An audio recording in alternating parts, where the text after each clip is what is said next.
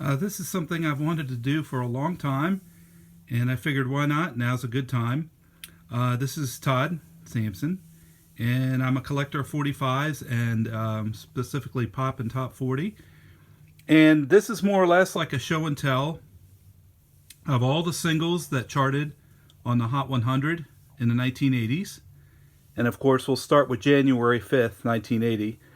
And when you look at that chart, obviously there's 40 songs already on the chart for the first week of January. So I'm going to go over them all, and then we'll do the new ones each week after that. So hopefully you'll get some information out of it. This is just for fun. And I'm not going to play the records because you can download the music if you really want to hear what it sounds like. I'm pretty much just going to talk about them. And let's get started. Number 40 for the week of January 5th, 1980 was by the O'Jays, the soul group, as you can see, Forever Mine. It moved up 2 spots to get into the top 40, and they were on the Philadelphia International label. And these are all original singles, by the way. So it was from the album Identify Yourself. So it's a nice soul ballad, and that was number 40 that week. The next song, at number 39, was another ballad.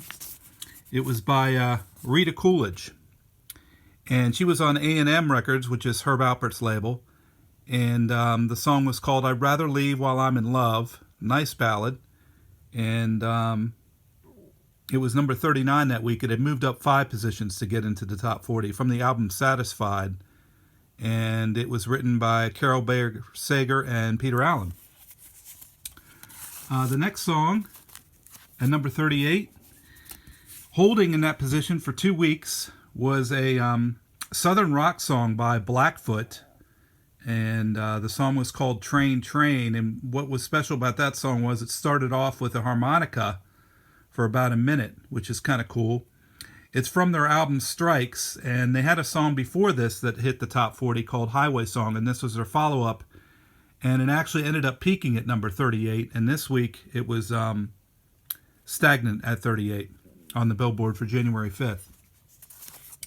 The next song was one of the first rap songs ever to hit the Hot 100, and it's the Sugar Hill Gang, Rapper's Delight.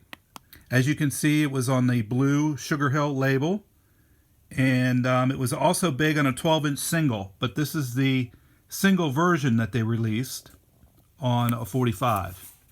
And also, they had a version on a red label as well, as you can see. Sometimes they cut down the versions. This is a short version, and they put it on different color labels. The 12-inch version is the long version.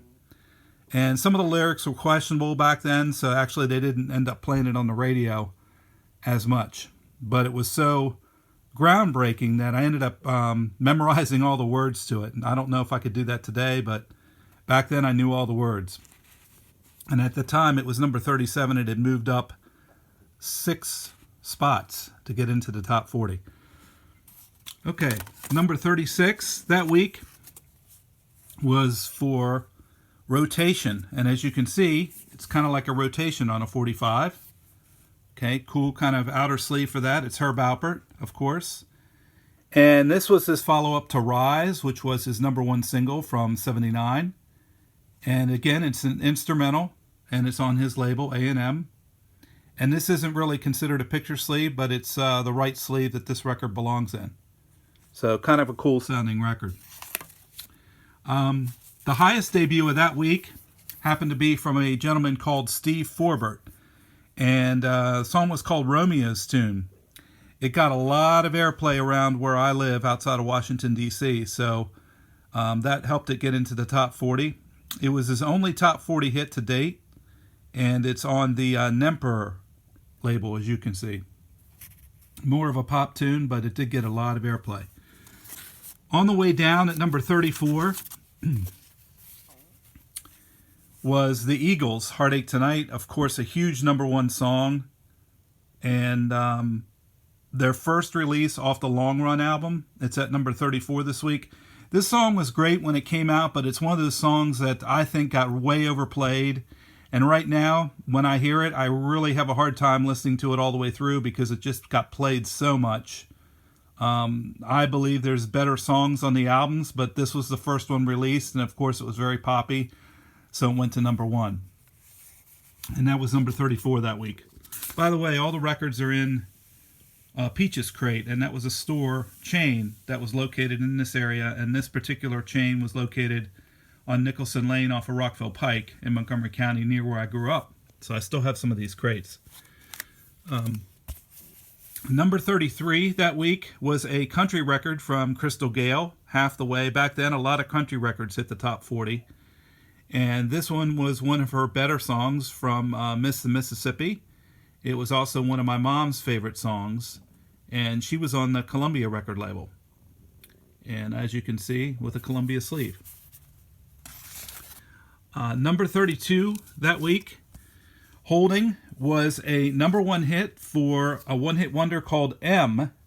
And as you can see, the picture sleeve was kind of cool. It had a baby with a pacifier on it. Pop Music, spelled with a Z. And it was on the Sire record label. And like I said, it was a number 1 song. I'll pull out the record for you. And he never charted again, by the way, after this. It was a one-hit wonder. And M stood for Robin Scott. That was his real name. Very catchy tune, very timely for the pop music at the time. And it actually mentions the top 40 by Casey Kasem in the record.